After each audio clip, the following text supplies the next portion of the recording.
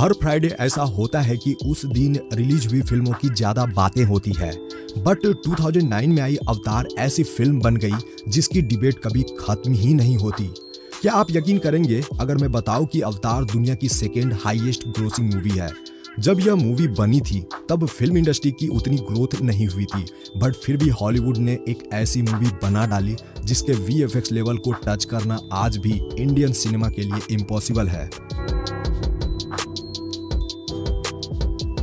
Film की lead actress जोए सल्डाना है। उन्होंने इस मूवी में नेत्री का रोल प्ले किया है, जबकि यहाँ आप उनके बगल में सैम वॉर्थिंगटन को देख रहे हैं जो कि जैक सुली के किरदार में है।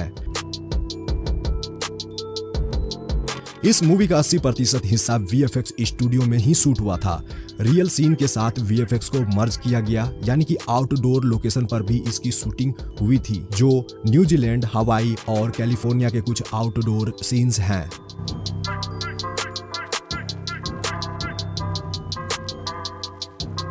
इस जगह पर नेत्री को एक फॉरेस्ट में पत्ते से पानी पीते हुए देख रहे हो।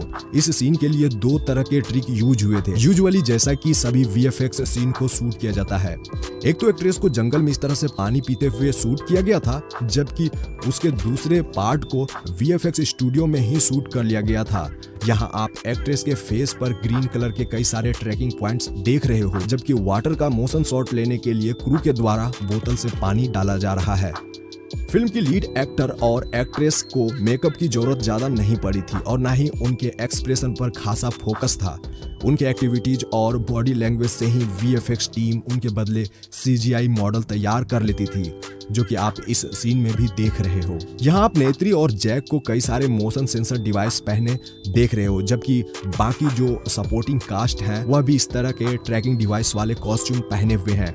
उनके बालों को लंबा दिखाने के लिए ब्लू कलर के जूड़े बनाए गए थे। उनके हाथों से लेकर पैरों तक पूरे सेंसर डिवाइस से लैस किया गया।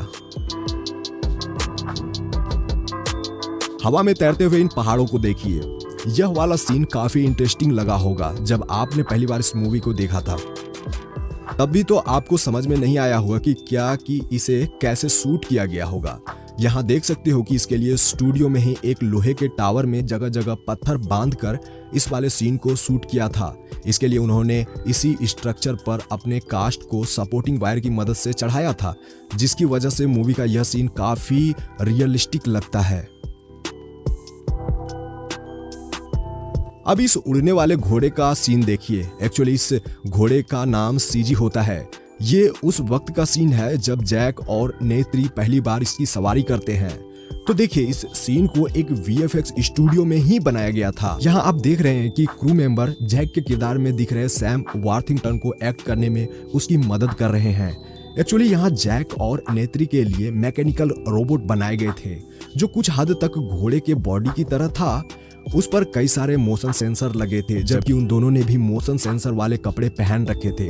क्रू मेंबर द्वारा इस मैकेनिकल रोबोट को मूव कराया जाता था और डिफरेंट कैमरा एंगल से इसे शूट करते थे, जिसके बाद 3D मॉडलिंग और CGI की मदद से उनके इस सीन को बदल दिया गया था और फिर इसे मूवी में कुछ इस तरह से हमें दिखाया गया। इस जगह नेत्री और जैक का किसिंग सीन शूट हो रहा है। इसके लिए जो एक्चुअल स्टार कास्ट है उन्हें किसिंग करते हुए ही शूट किया गया था। आप यहाँ देख रहे हो कि वह किस तरह से इस सीन को कर रहे हैं, जबकि दूसरी तरफ टेक्निकल टीम उसे CGI और VFX के माध्यम से कुछ इस तरह से मूवी में शो किया था।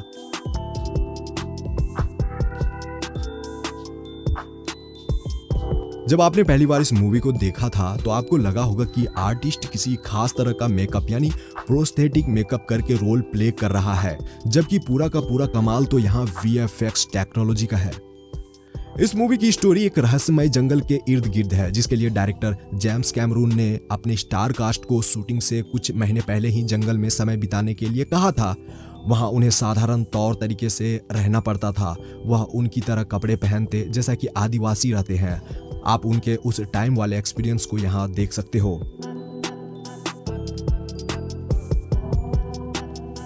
तोरुक मोक्टो वाला ये घोड़ा जो कि इस मूवी को और भी इंटरेस्टिंग बना देता है, जिसका जिक्र अवतार 2 में भी बार बार हुआ है।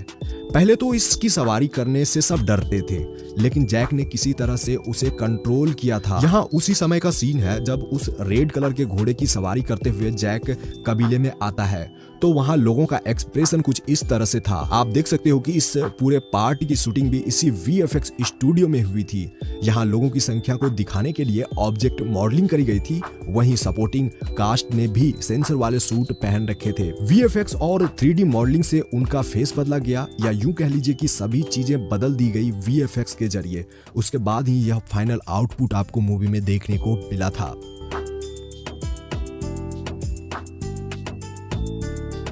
ऐसा नहीं है कि मूवी में केवल CGI और रोबोटिक मशीन से ही सारे सीन शूट किए गए हैं। इस जगह जब साइलो नामक घोड़े की सवारी करते हुए उन्हें दिखाया जाता है, तो इसके लिए एक्चुअल में एक घोड़ा लिया गया था। वह घोड़ा ट्रेंड था, उसके शरीर पर कई सारे ट्रैकिंग डॉट भी फिक्स करे गए थे और फिर उसके बाद उसे CGI वाले घोड़े में तब्दील किया गया था। यहाँ उस समय का सीन है जब जैक उस घोड़े की सवारी करता है और फिर वह आगे जाकर गिर जाता है। यहाँ पर सैम वॉर्थिंगटन को सच में इस सीन के लिए जमीन पर गिरना पड़ा था। यहाँ पर इसकी शूटिंग होते हुए आप देख सकते हो।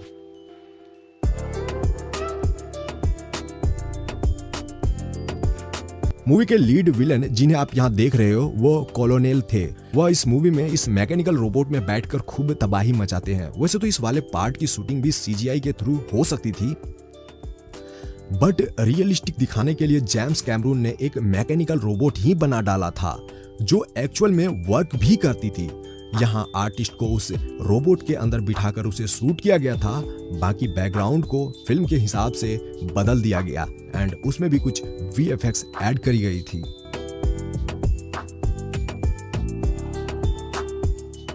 पिंडोरा के जंगल में जैक के आने का यह वाला सीन देखिए। तो देखिए, इस वाले पार्ट को ऑब्जेक्ट मॉडलिंग और एनिमेशन से क्रिएट किया गया था। हेलीकॉप्टर को उड़ते हुए दिखाने के लिए उसके चारों तरफ ग्रीन बैकग्राउंड बनाया गया था, जबकि अंदर से इस सीन को मोशन बैकग्राउंड में दिखाने के लिए बैकग्राउंड को VFX से रिमूव कर दिया गया था। बाकी टीम को दिखाने के लिए और उनका क्लोजअप शॉट लेने के लिए एक ट्रॉली जैसे लोहे के फ्रेम पर उन्हें बिठाया गया एंड प्लेन से नीचे देखते हुए और बाकी एक्सप्रेशन को दिखाने के लिए उन्हें आराम से इस स्टूडियो में शूट कर लिया गया था।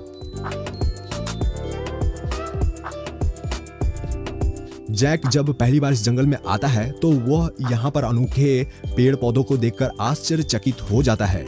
यहाँ वह फूल को छूता है तब वह गायब हो जाता है। इसकी शूटिंग के लिए स्टिक में ट्रैकिंग पॉइंट्स वाले सेंसर लगाकर उसे सैम वॉर्थिंगटन से इस तरह टच कराया गया था। जैसे ही वह इसे टच करता था, सेंसर वाले इस स्टिक को क्रू मेंबर पीछे की तरफ खींच लेते थे। इस तरह से इस वाले सीन को कंप्लीट कर लिया गया। यहाँ जैक सुली का सामना एक बड़े से खतरनाक जानवर से होता है जो कि उसके पीछे पड़ जाता है। यहाँ डायरेक्टर ने किसी भी प्रकार के मैकेनिकल रोबोट को नहीं लिया था, वह 3D मॉडलिंग और CGI के थ्रू ही पूरा क्रिएचर क्रिएट कर लिए थे, जबकि एक्टिविटीज को दिखाने के लिए उसे स्टिक और गद्दों में लगे सेंसर्स की मदद से एक्शन कराया गया था। अवतार फर्स्ट की सफलता के कुछ साल बाद ही अवतार 2 लाने की बात चल रही थी, यानी कि अवतार 2 की रिलीजिंग अनाउंसमेंट 2014 में ही हो गई थी। अनफॉर्चुनेटली उस वक्त तक under water FX technology develop नहीं हो पाई थी एंड फाइनली इस मूवी को अब रिलीज किया गया है। जैसा कि मैंने आपको बताया कि अवतार मूवी में हैवी CGI यूज हुआ है, बट क्या आपको पता है कि इसे हैंडल करना कितना बड़ा काम था? इसके लिए VFX कंपनी ने 4000 सर्वर वाले 4 सर्वर फार्म बनाए थे। इतनी हैवी सर्वर होने के बावजूद उन्हें एक एक CGI को रेंडर करने में 48 घंटे से भी ज्यादा टाइम लग जाता था। इस मूवी को बनाने का ख्याल सबसे पहले जेम्स कैमरून की मां को सपने में आता है। उन्होंने सपने में देखा था कि दुनिया में कुछ हरे रंग वाले अजीब से लोगों का अवतार हुआ है, तो यह बात उन्होंने अपने बेटे से बताई थी, जिसके बाद ही जेम्स कैमरून ने इंडियन गॉड्स के रेफरेंस पर इस मूवी को प्रेजेंट किया। उन्होंने देखा कि किस तरह से अलग अलग अवतार में गॉड यहाँ धरती में जन्म लेते हैं।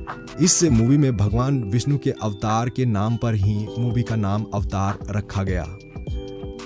यह पहली ऐसी फिल्म बनी जिसने की एकेडमी अवार्ड के साथ साथ ऑस्कर अवार्ड अपने नाम किया था।